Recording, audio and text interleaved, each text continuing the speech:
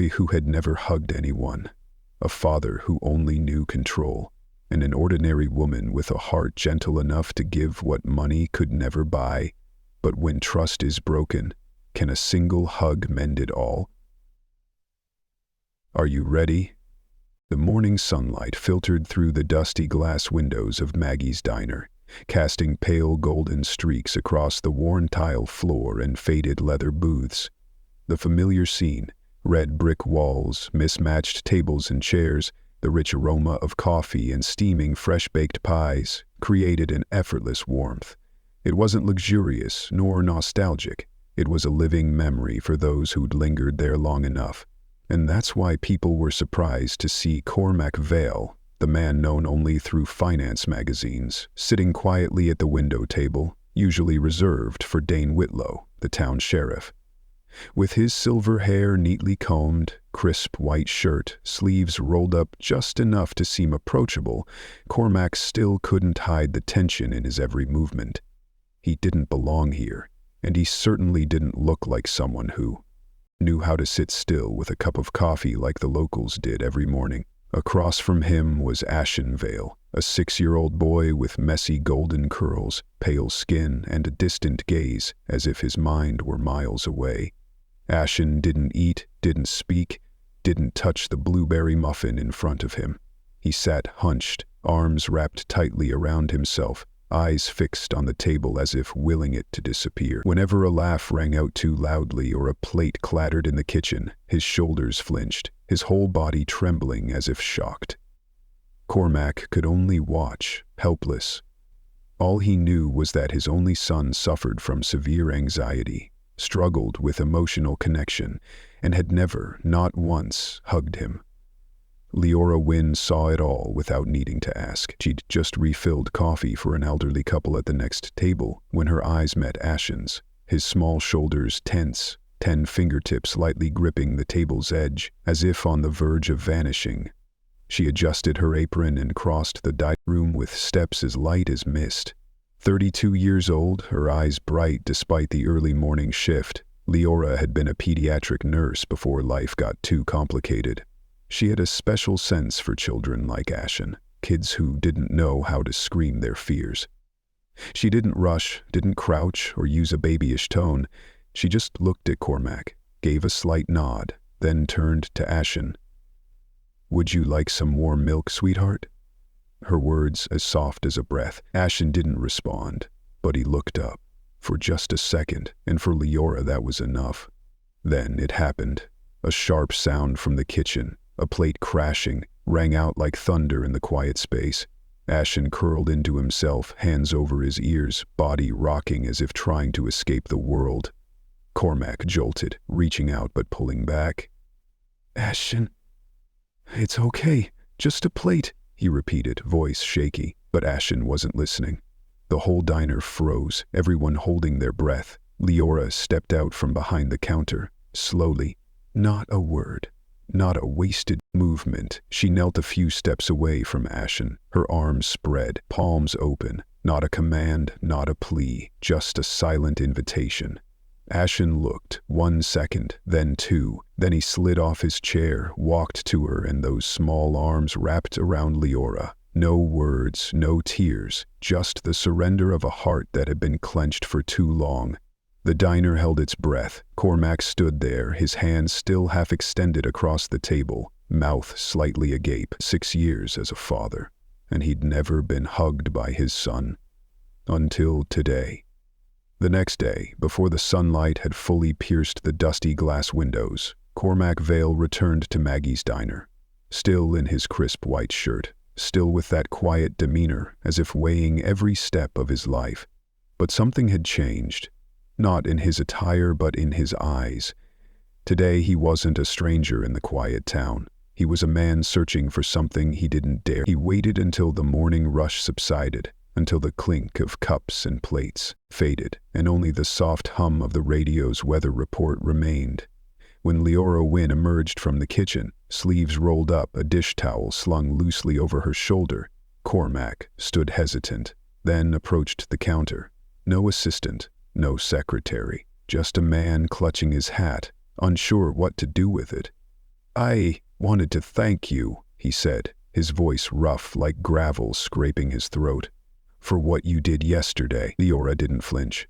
She just looked at him, calm, and gave a slight nod. "He's a good kid," she replied as if it were obvious.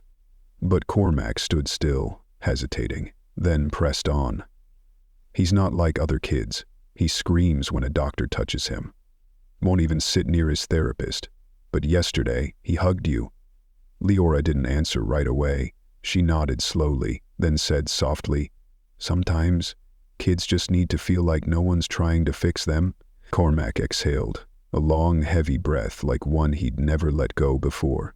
From his suit pocket, he pulled out a business card and placed it on the counter beside the straw dispenser. "I don't know what you do outside this place, but if you're willing, I'd like to invite you to spend time with Ashen. Not a job, no schedule, just be there. Read a story, play a small game, or even just sit quietly. You wouldn't have to do anything." Leora glanced at the card. She didn't reach for it, didn't ask about pay or terms. Her mind wasn't on number, it was on the memory of Ashen nestling into her shoulder, his tiny breath slowing, his trembling shoulders finally still. "I'll think about it," she said, her voice light as a breeze through the curtains. Cormac nodded, turning to leave, but then he paused, as if remembering something he'd nearly forgotten. "One more thing," he said, reaching into his coat pocket and pulling out a crumpled piece of paper, its edges creased from being clutched too tightly. "I found this under the car seat. I think it's for you." Leora took it. The paper was just an old scrap of white cardboard, but when she opened it, her heart tightened. In clumsy crayon strokes were two stick figures, arms outstretched, and between them a shaky red heart. A 6-year-old's drawing, but it held something far beyond words. She stared at it for a long time. Her throat went dry. An invitation not sealed in an envelope, not tied to an address or a time. An invitation made of feeling. She looked up, her eyes soft as late afternoon light. "Tell the kid I'll stop by, just for a bit." Cormac nodded again, but this time his eyes held no distance. Instead, there was hope. Something he'd lost long ago, now creeping back through a hug, a drawing, and a woman who didn't say much, just opened her arms. Leora Wynne never came to Cormac Vale's house with a plan or a specific goal. She didn't bring behavior charts, notebooks, or the demeanor of an expert or mentor. She carried only a soft frayed canvas bag containing a few old comic books, a box of capless crayons, and blank sheets of unlined paper. From the moment she stepped into that vast, coldly perfect house, she knew Ashen Vale didn't need another person telling him who he should be. Instead, she sat on the rug in the glass-walled room, where afternoon sunlight slanted through the windows, at a distance just close enough. "Want to draw today? Or hear a story?" The question was always the same, never demanding an answer. Some days, Ashen gave a slight nod. Some days he shrugged. Some days he didn't react at all, but Leora began anyway. She spoke in a whisper, her hands tracing vague shapes in the air, as if weaving a world just for the two of them. Her stories needed no books, tales of a turtle afraid of thunder but venturing out of its shell to find a friend, or a bird that couldn't fly but climbed to the rooftop to try. When she drew, her lines wobbled. Dogs with too many legs, tilted trees, lopsided people. But Ashen didn't laugh. He watched intently, then picked up a crayon, green, purple, sometimes just gray, and added something, a drifting cloud, a second sun, or a wild scribble no one could decipher. And Leora always smiled, as if it were the most beautiful thing she'd ever seen. Sometimes a noise outside, a passing car, a loud voice, made Ashen freeze, his shoulders stiffening, his eyes darting as if searching for an invisible escape.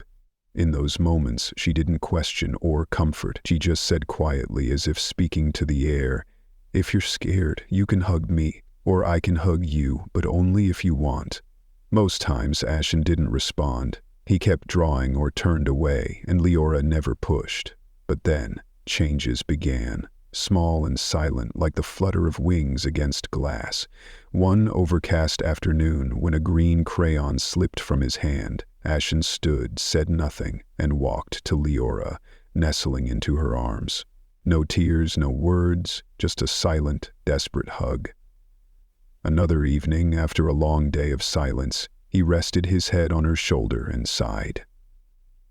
A sound, like he was releasing something hidden for far too long. And once, when Cormac accidentally spoke too loudly while entering the room, startling Ashen and bringing tears to his eyes, the boy didn't panic or flee. Instead, he looked to Leora, walked to her, and clung tightly, as if her presence alone kept him steady. Leora never called it progress. She didn't count the hugs or track the quiet moments between them. To her, what she offered wasn't therapy but a silent promise. She'd be there, expecting nothing, wanting no one to change. And for Ashen, that needed no words, just to be real. On a dreary midweek afternoon, in the lobby of an old hotel in downtown Santa Fe, Cormac Vale sat across from Marlon Creed, a man accustomed to noise, from his garish tie to his laugh that drowned out the air conditioning. The meeting was unremarkable. A cup of espresso, scattered business talk, and then, as usual, Marlon cut to the chase in a way he alone thought was clever. "I heard," he said, with a smirk, swirling his brandy glass. "You're paying a waitress to be a private nanny for the kid?" Cormac didn't answer immediately. He took a sip of coffee, slow, deliberate, as if listening to his own heartbeat after each word. "I mean," Marlon pressed on, his tone mocking, "you're really paying her just so your kid will hug her?" This time, Cormac set his cup down. Not rushed, not angry, just a decisive motion, as if he'd weighed it long enough. "Yes," he said, his voice steady as a still lake. "I'm paying her because my son." Ashen touched anyone in over 2 years. Not a doctor, not a therapist, not me. And then he hugged her. Marlon forced a grin, ready to toss another jab, but Cormac's gaze stopped him cold. Not angry, not sarcastic, just a look heavy as metal, carrying something Marlon had never seen in his old friend. Raw sincerity, unguarded. "If I have to pay for my son to know what safety feels like, it's the best investment I've ever made." The conversation ended quickly. Marlon didn't laugh again. That afternoon, Cormac came home earlier than usual, not because work was done, but because his heart felt heavy. Lately, he'd been lingering longer at the doorway to the glass-walled room where Leora Wynn and Ashen sat, sometimes drawing, sometimes not. But each time he saw something shift. Ashen's hands no longer clenched as tightly. His eyes didn't dart around as much, and he sat closer to Leora, inch by inch, a gap filled not with words but with trust. He didn't interfere, didn't speak, just stood still, as if afraid the sound of his footsteps might shatter something fragile taking shape. In those quiet moments, he sometimes saw himself, years ago, at negotiation tables where he'd learned to win without emotion, building an empire with handshakes cold as steel and decisions no one dared challenge. As a young man, he'd believed feelings were a burden, a luxury for the weak. But now, watching a trembling child draw sky with 2 sons, he knew he'd been wrong. Leora didn't say much, but her presence proved what Cormac had once denied, that there was power in softness. No demands, no conditions, just enough patience to stay, and sometimes just one person, quiet enough, real enough, was all it took for a child to dare open their arms, and for a man like Cormac Vale to learn how to feel again, from the beginning.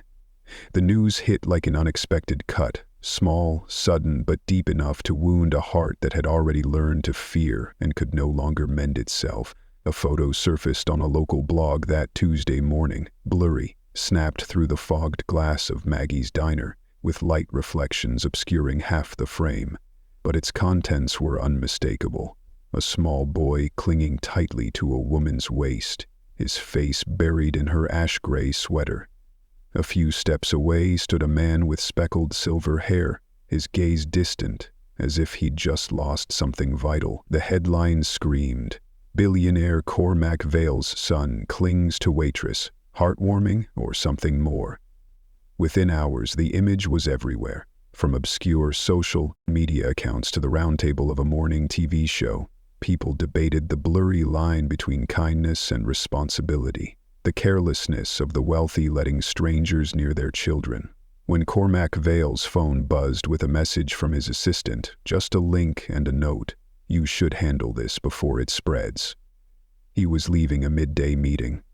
He didn't open the article right away. He just stared at the thumbnail, where Ashen Vale, in his purest moment, was framed by an adult lens that couldn't understand. And beside him, clear as midday light, was Leora Wynne, the woman he'd begun to trust. In under an hour, Cormac ordered his PR team to scrub the most viral posts, his legal team to send cease and desist letters, and his advisors urged him to keep distance, avoid further misunderstanding. But none of it calmed the storm swirling inside him, because only one question pounded within, relentless as a countdown. Did she do this? No meeting, no confrontation, not even a text to ask. Cormac called Maggie's diner, leaving a message with the manager. "Tell Leora when the arrangement is over. No need to continue.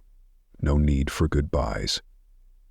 The message reached Leora at the end of her afternoon shift. She was wiping down the last table when the manager handed her a hastily scribbled note. No emotion, no hesitation. She didn't cry. She didn't call back. She just walked to the back break room, sat quietly, and pulled from her bag a small creased piece of paper, one she'd carried every day, Ashen's drawing, 2 stick figures with outstretched arms and a faded red heart between them. She stared at it for a long time, as if trying to read a language no one spoke anymore. But the deepest pain wasn't the photo. It was the silence. It was that Cormac Vale, the father who'd stood silently at the glass door, watching his son smile for the first time. Didn't ask. Didn't question.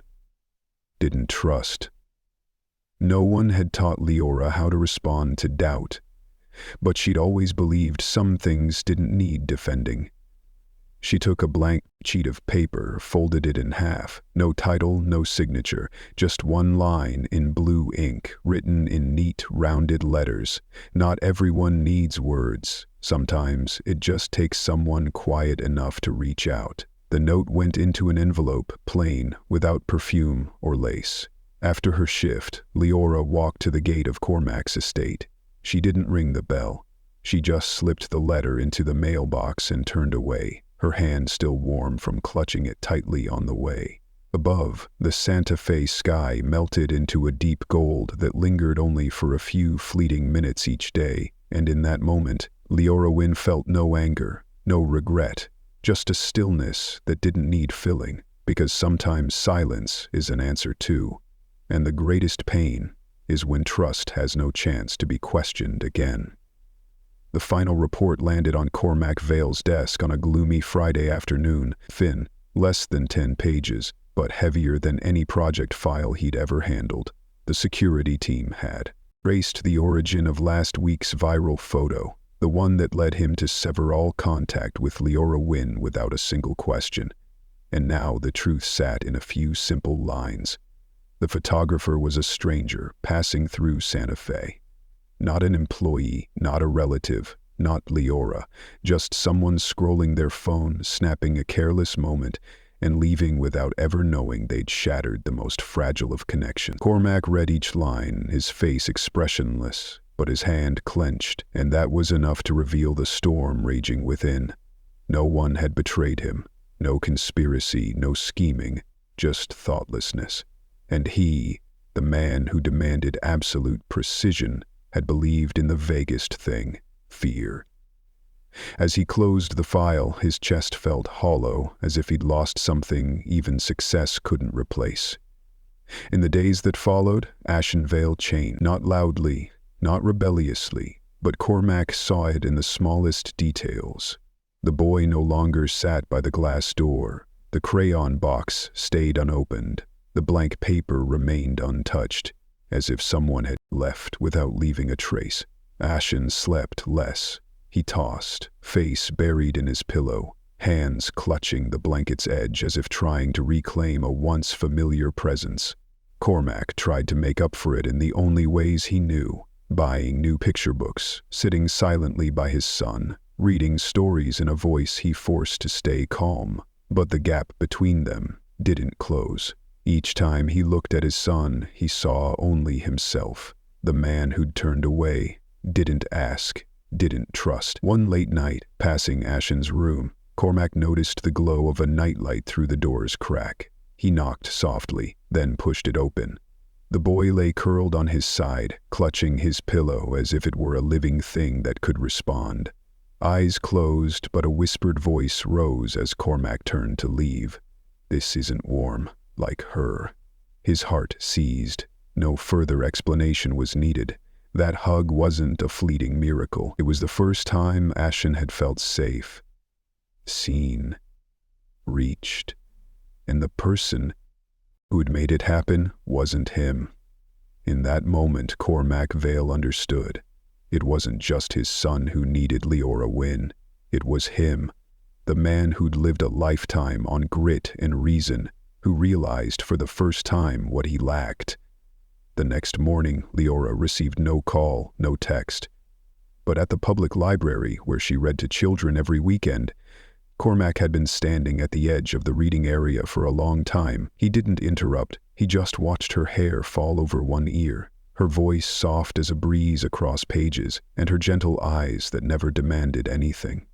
When the story ended and the children scattered, leaving a quiet space, Cormac approached, hands empty, heart bare. "I believed the wrong thing," he said, "and let fear speak louder than truth."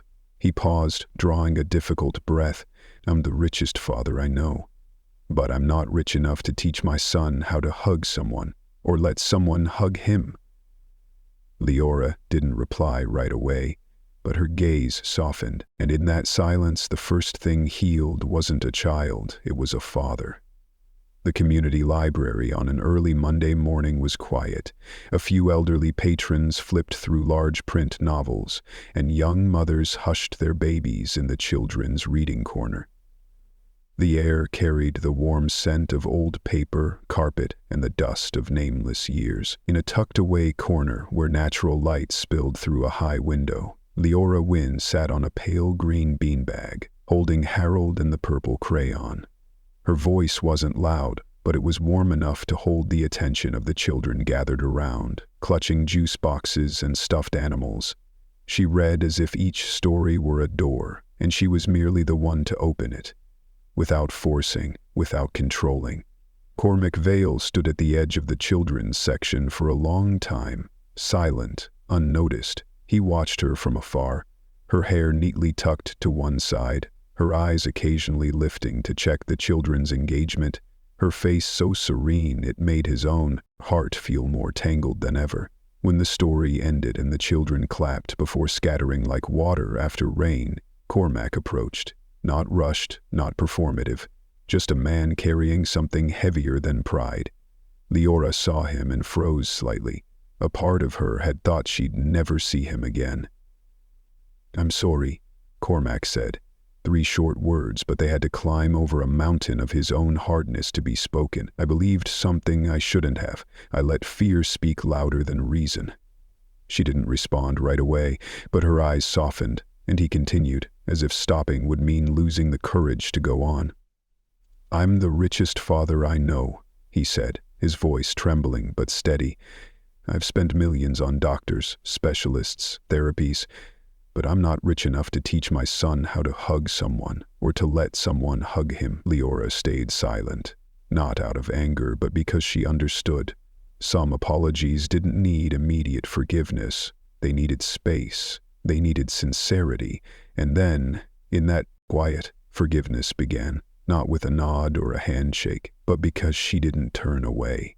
In the weeks that followed, they didn't talk much, but they did something small together. They founded The First Hug, a non-profit not named after doctors or therapies, but after a seemingly simple act, the first hug.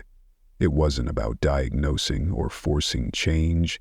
It was about helping children like Ashenvale experience their first safe connection. There was no grand opening, just a gentle afternoon in the community center's backyard. No stage, no ribbon cutting, just blankets spread on the grass, a speaker playing soft music, and story circles. Ashen stood beside Lyra, his hand lightly gripping the edge of her coat as he once had. When she knelt and looked into his eyes, Ashen didn't need to speak. He stepped forward, wrapping his arms around her, in front of the crowd. A first hug, again, and then he turned to his father. Not rushed, not pressured, just opening his small arms, palms up. A silent invitation clearer than anything in the world. Cormac stepped forward. He knelt. He embraced his son as if it were the only thing he wanted to hold on to in life. No strain, no fear, just a warmth beyond any price.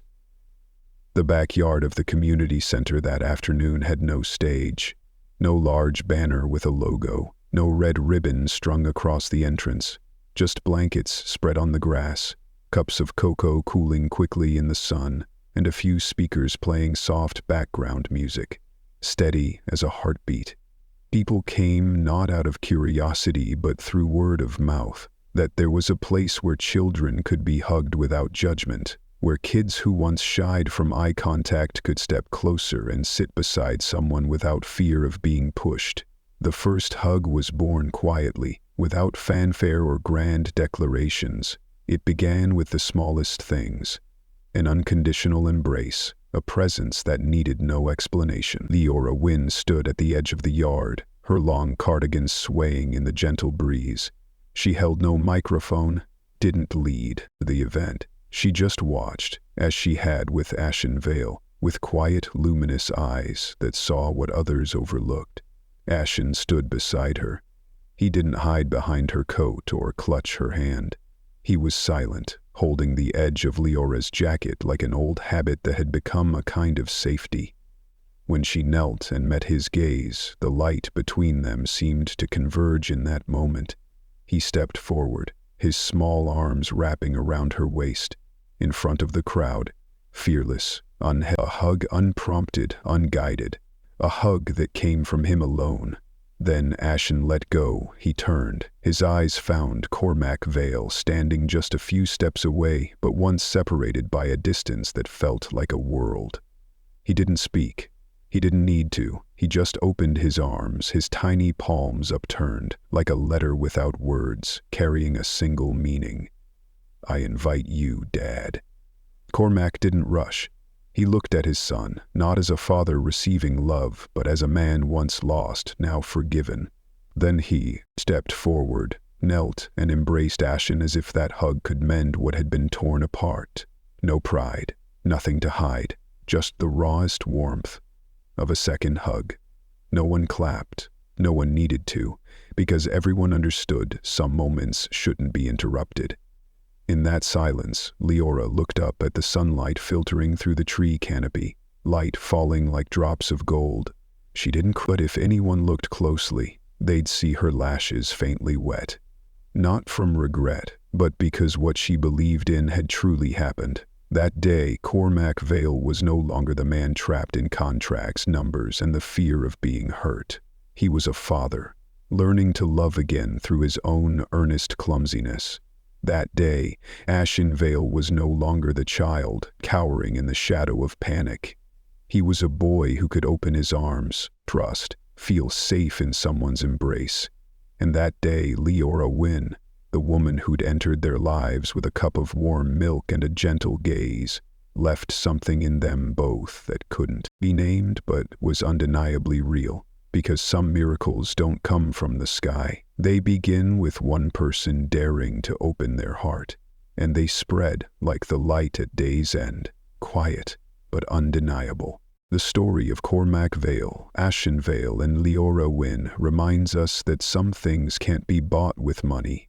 They can only be reached by the heart. Thank you for watching Millionaire and Heart Stories. See you on the next journey.